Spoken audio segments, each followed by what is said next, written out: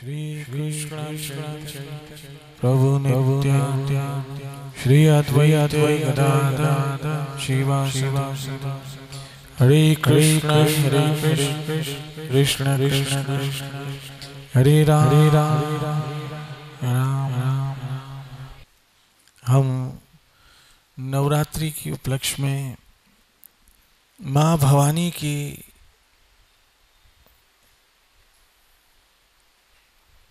विषय हम चर्चा कर रहे थे। समझने का तात्पर्य ये है कि माँ की कृपा, माँ भवानी की कृपा सब पर है, क्योंकि वो जगत जननी है। लेकिन वैष्णवों पे उनकी कृपा विशेष है। वैष्णवों पे उनकी कृपा विशेष यूं है कि स्वयं भोले बाबा परम वैष्णव है। इसलिए अगर मैं साधारण भाषा में कहूं तो जितने भी वैष्णव हैं वो सब के सब भोले बाबा की पार्टी के आदमी हैं, क्योंकि परम वैष्णव भगवान शिव। भागवत में ही लिखा है कि सर्व वैष्णव में सर्वश्रेष्ठ वैष्णव शंभु है। और जब शिव शंभु सर्व वैष्णव में सर्व उत्तम है तो मां दुर्गा शंभु रानी है। यूं वे सब वैष्णवों पे विशेष विशेष कृपा करती हैं और उन सबों की रक्षा करती है, सबों की सहायता करती है, हर रूप में आती है और भक्तों की सहायता करती है। उसका सबसे बड़ा एक उदाहरण श्रीमद् भागवत में मिलता है। सबसे बड़ा उदाहरण श्रीमद् भागवत में मिलता है, जब राजा भरत, जो आप जानते ही हैं कि हिरण के बच्चे की मोहवश आने के कारण उनका जो जन्म हुआ था, ये आप तो सब जानते ही हैं। और अंत में उनका एक जन्म हुआ, किसका? जड़ भारत का। जड़ भारत सांसारिक दृष्टि से बिल्कुल जैसे होते ना दीवाने मस्ताने अवधूत अवस्था में, ऐसी अवस्था में सदैव जंगल में ही वास करना, सदैव जंगल में रहना।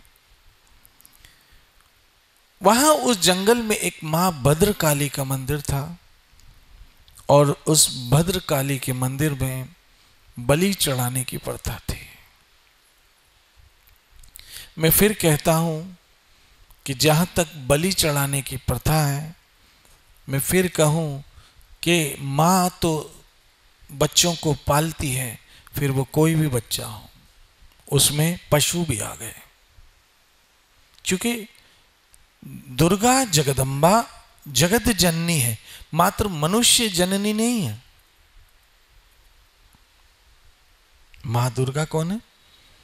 जगत जननी है। हम मात्र ये नहीं कह सकते हैं कि मां दुर्गा मनुष्य जननी है, वो जगत जननी है। और जगत जननी में, जगत में तो फिर पशु पक्षी भी आ गए, तो मां अपने बच्चों की बलि कैसे ले सकती? और मां तो मां है, और हम जानते हैं कि मां का काम तो बच्चों का पोषण करना, शोषण करना नहीं है। मां अपने बच्चों का पोषण करती है, वो शोषण कैसे कर सकती? वो तो बच्चों को दूध पिलाती है, वो खून स्वयं कैसे पी सकती है? संभव नहीं है। लेकिन हमारी कुछ ऐसी पुरानी प्रथाएं हैं जिसको हम बदलने को तैयार नहीं है। क्यों बदलने को तैयार नहीं है? कि कुछ हम समझने को तैयार नहीं है। जब हम कुछ समझेंगे तो कुछ बदलेंगे ना। जब हम कुछ समझेंगे ही नहीं तो बदलेंगे कैसे? दुनिया में दिन ब दिन इंसान बढ़ रहे हैं, कम हो रहे हैं? बढ़ रहे हैं। लेकिन एक बड़ी विडंबना है, जैसे जैसे इंसान बढ़ रहे हैं वैसे वैसे इंसानियत कम हो रही है। बड़ी विडंबना है। क्या कहा? इंसान बढ़ रहे हैं लेकिन इंसानियत कम हो रही है।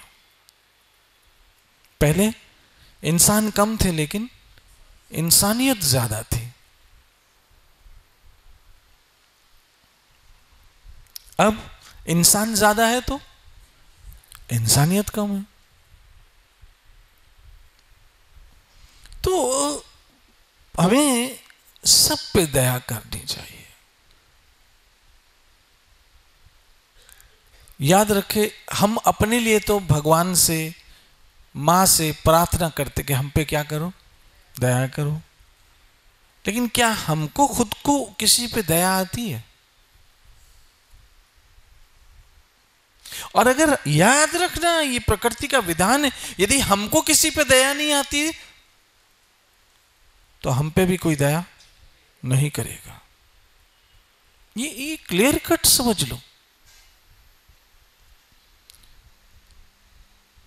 अगर हमको किसी पे दया आती है तो फिर हमको भगवान से दया मांगने की जरूरत ही नहीं पड़ेगी। स्वतः खुद ब खुद दया हम पे बरसने लगेगी। क्यों? कि हम किसी पे दया करते हैं।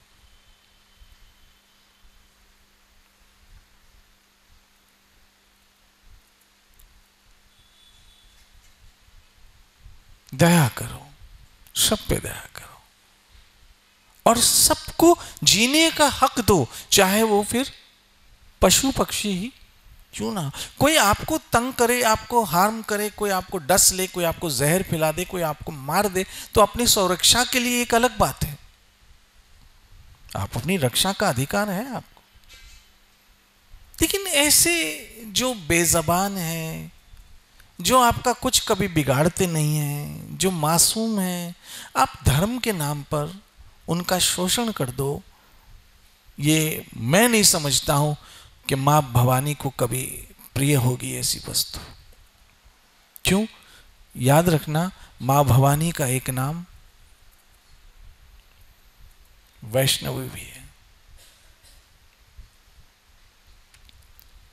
अगर भगवान भोलेनाथ वैष्णव है तो मां भवानी का एक नाम वैष्णवी भी है। और वैष्णवी कैसे किसी का रक्त ले सकती है? हाँ, दुष्टों का लेती है वो, दुष्ट संहार।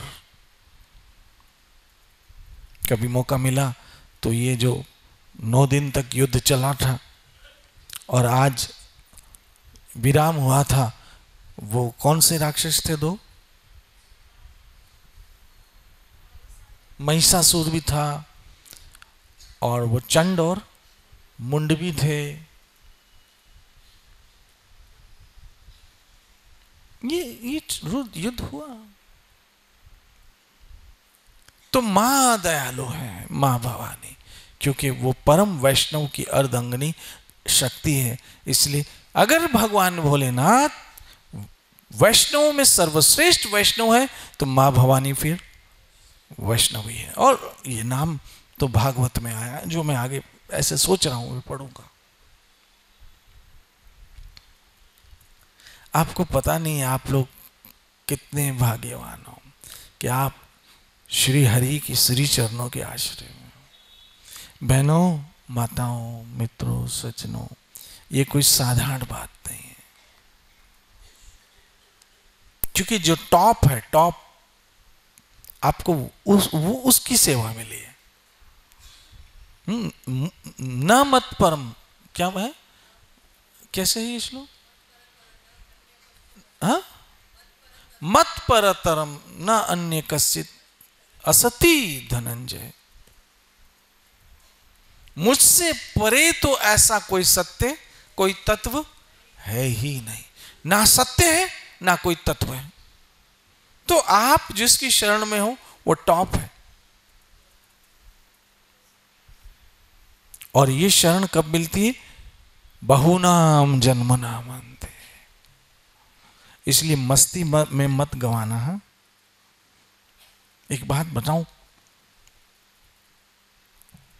जिंदगी में मजाक होना चाहिए, मैं मानता हूं और मैं भी करता हूं और मुझे बहुत अच्छा लगता है। विनोद, आदमी का विनोदी स्वभाव होना चाहिए। ये थोड़ी कि हमेशा ही वो एक ऐसा मुंह बना के घूमो जैसे सोगवार हो।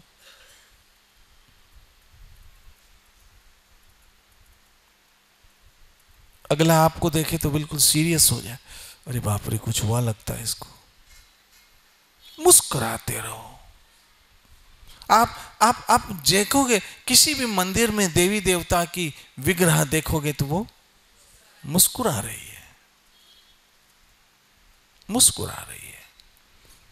और जब आपका कभी फोटो खींचा जाता है तो फोटोग्राफर पहला शब्द कहता है स्माइल प्लीज। कि थोड़े से मुस्कुराने से आपका फोटो सुंदर आएगा। थोड़े से मुस्कुराने से आपका फोटो सुंदर आएगा। जब थोड़े से मुस्कुराने से फोटो सुंदर हो सकता है तो मुस्कुराने से जिंदगी कितनी सुंदर होती होगी। जो नहीं मुस्कुराते ना, मुझे तो लगता है उनको कोई शराब है, मुझे ऐसे लगता है उनको कोई शराब है, तभी तो वो मुस्कुराते नहीं। मुस्कुराया करो।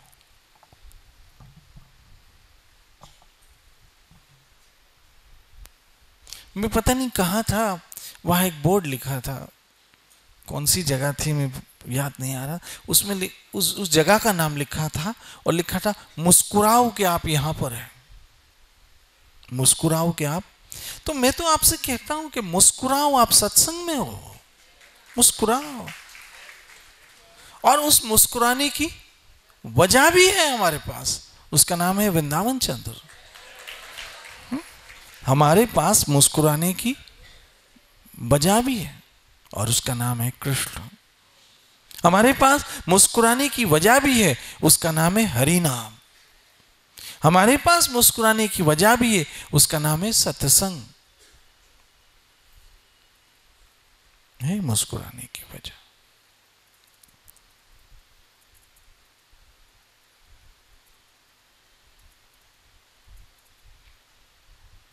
क्योंकि एक बात याद रखना,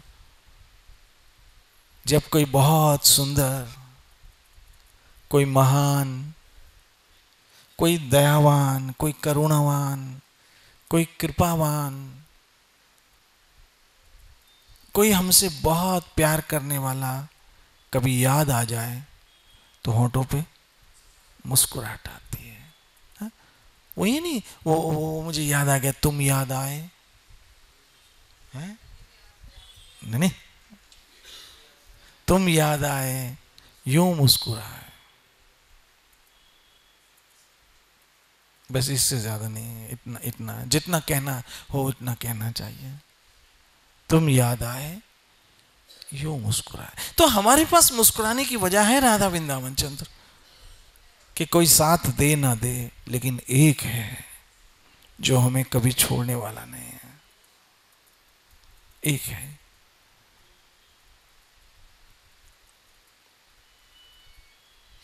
एक है जो हमें कभी नहीं छोड़ने वाला, कभी अनाथ नहीं होने देगा वो, ना ही कभी अकेला होने देगा।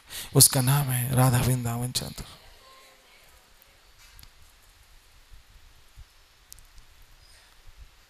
तो मैं क्या बात कर रहा था, वो ठीक है। तो थोड़े मुस्कुरा दिया करो, मुस्कुराने की हमारे पास वजह है। तो बात हो रही थी कि आप दया करो तो आप पे भी दया स्वतः होती रहेगी, बहती रहेगी।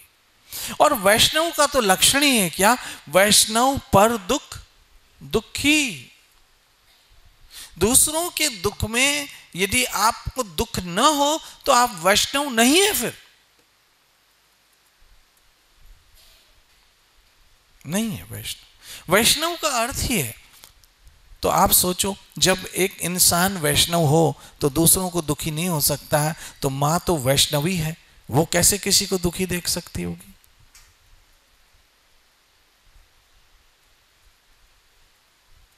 कैसे दुखी दे सकती होगी? तो जड़ भारत की बात मैं कर रहा था, साथ साथ ये भी समझाऊं कि देखो जो मिला है इसको खोना मत बेवकूफी से, नादानी में खो मत देना। आपको सबसे महत्वपूर्ण बात मिल गई है, हरि कथा, इसको खोना मत। क्योंकि 5 चीजें आपके पीछे लगी हुई है जो आपको इस सत्संग हरि नाम से दूर करना चाहती है। काम, क्रोध, लोभ, मोह और अहंकार, ये 5 ऐसे डाकू है जो आपसे आपकी सत्संग, आपका हरिनाम, आपकी सेवा, आपकी साधना छीनना चाहती है, आपसे छीनना चाहती है। इसलिए सावधानी से भजन करो। हरे कृष्ण कृष्ण कृष्ण हरे राम। श्री राधा वृंदावन चंद्र के श्री चरणों में ही बैठे रहो, इधर उधर हटे तो माया तुरंत अटैक कर देगी। जैसे हमारी सेना सीमा पे बंकर में होती है, कुछ जब युद्ध होता है ना, तो उस समय सेना बंकर में बैठी होती है। जैसे ही बंकर से बाहर निकली, शत्रु आक्रमण करता है। वो तो दूरबीन लगा के, बाइनोकुलर लगा के बैठा है, कब आप बंकर से निकलो और कब फायर हो। ऐसे ही ये भगवान श्री कृष्ण के श्री चरण है ना, ये उस बंकर की तरह सुरक्षित है। जहां हम ढीले पड़े, माया ने आक्रमण किया। और माया, शास्त्रों में कहते हैं, संतों ने कहा, माया बड़ी ठगनी। क्या? माया बड़ी ठगनी। और वो माया क्या करती है, हमें कृष्ण से विमुख करवा देती है और संसार पे आधारित कर देती है। हम फिर संसार के बिना रह नहीं सकते।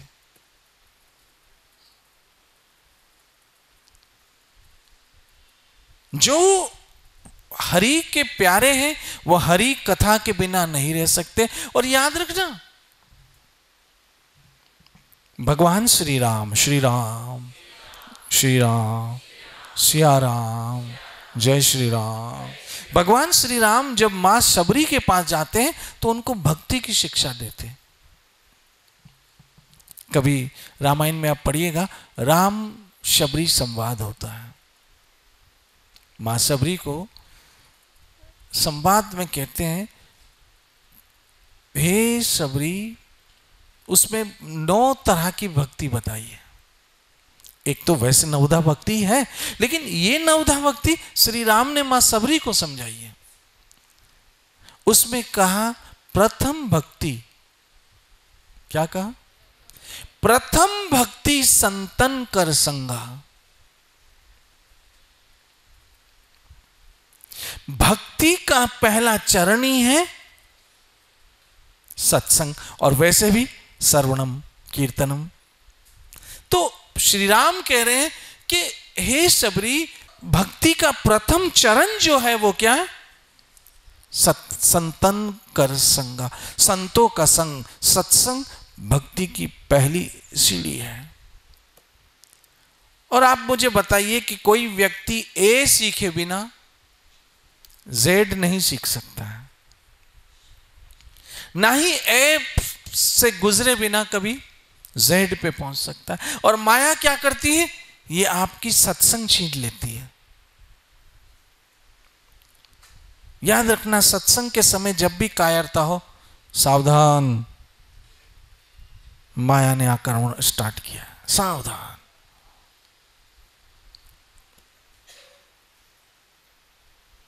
और आपका मन बिना किसी वजह के, क्या बोला, कोई इमरजेंसी होती है, एक अलग बात है। घर में कोई समस्या है, शरीर में कोई समस्या है, वो अलग बात है। लेकिन बिना किसी कारण के सत्संग जाने को न करे। समझ लेना, माया ने अपना काम स्टार्ट कर दिया। अब तो आपका पतन होना ही है। अरे आज सत्संग नहीं गए, बोला ऐसे ही नहीं गए, बस गए काम से आप।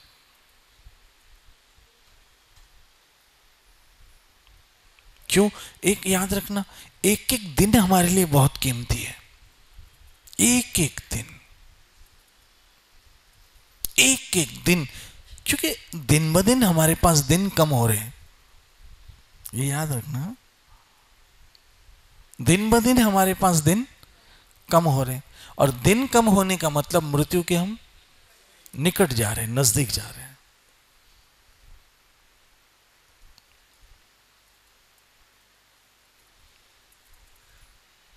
तो माया क्या करती है? संसार पे डिपेंड करती है, और संसार क्या करता है? एक दिन तो हमको रुलाता है। वो आपने एक शेर सुना होगा, सुना तो होगा, वो था, हमको अपनों ने लूटा औरों में कहां दम था। सुना? कैसे है, किसी को याद हो तो?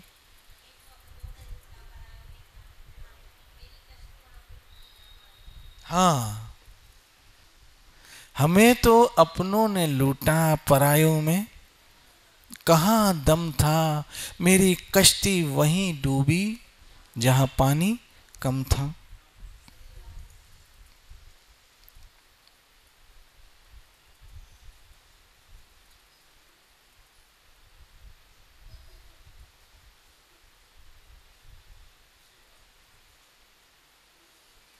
तो कभी कभी उसका जवाब भी आता है, जवाब भी बड़ा समझने का है कि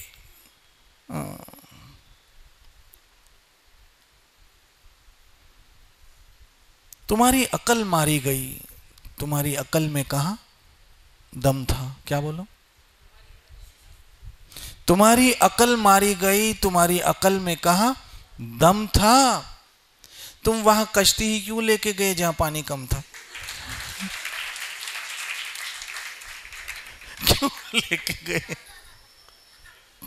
जहां पानी कम था? वो तो डूबेगी। तो यही संसार है, जहां हम जाएंगे तो डूबना ही है हमें। वहां कश्ती ही क्यों ले गए जी जहां पानी कम था? जरूरत क्या थी तुमको?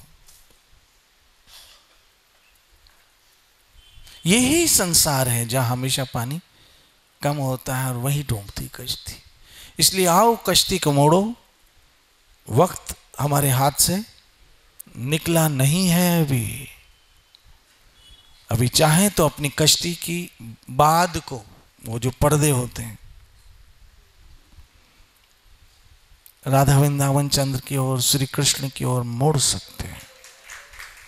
लेकिन मैं फिर कहता हूं, सावधान रहना, नहीं तो माया भजन कीर्तन सत्संग सटका जाएगी। वो नेगेटिव शक्ति जो आपको संसार की ओर धकेल देगी और भूल भी जाओगे। तो बात जड़ भारत की हो रही थी, लेकिन पता नहीं क्यों 2 दिन से जड़ भारत की कथा पूरी हो ही नहीं रही है। और मैं तो ये चाहता हूं कि हमारी जिंदगी भली पूरी हो जाए, लेकिन हरी कथा पूरी ना हो, वो चलती रहे। जिंदगी पूरी हो जाए लेकिन हरी कथा पूरी ना हो। क्यों हरी कथा? मरने के बाद भी चले। किसी कवि ने बहुत अच्छी बात शायर ने कहा कि जिंदगी में तो सभी प्यार किया करते हैं, मैं तो मरकर भी मेरी जान तुम्हें चाहूंगा। मरकर भी ये भक्ति चलनी चाहिए,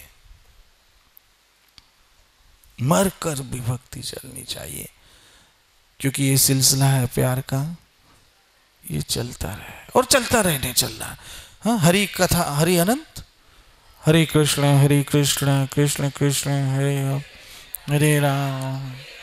रोज भागवत लेके बैठता हूं कि आज यहां से आरंभ करूं ये कथा, लेकिन अब जैसे हरि की इच्छा, गुरु महाराज की और माँ भवानी की कृपा हम सबों पे बनी रहे सदैव, ऐसी मैं प्रार्थना करता हूँ।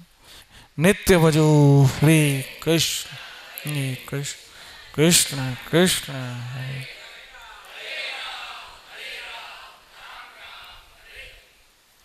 श्री श्री राधा वृंदावन चंद्र बिहारी लाल निताय। जय जय श्री राधे, जय जय श्री राधे, जय जय श्री राधे।